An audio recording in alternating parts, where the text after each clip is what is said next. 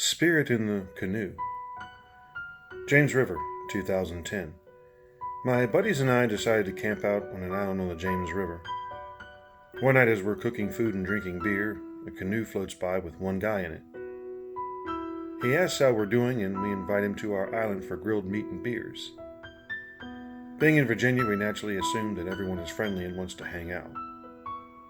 His name was Kurt Clark and he was super friendly but really seemed to be sad.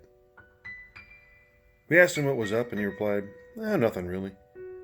It's just that my friends are probably worried about me. He looked at me and winked. They'll find out soon enough, though. That statement still haunts me to this day. We liked Kurt, and noticing it was getting dark and he had been drinking, we offered to let him stay with us that night. He declined, saying that he had to get to where he was going, and he seemed very adamant about it. I asked where he was headed, thinking maybe we could give him a ride on a jet ski or something.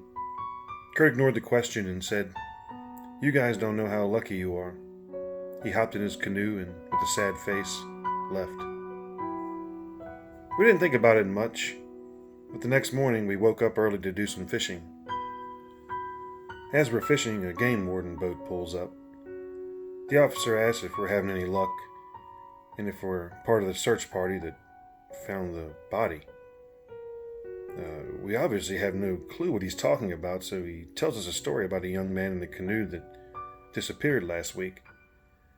Apparently, divers found his body at the bottom of the river 3 days earlier. The young man's name was Kurt Clark. We packed up our gear and left.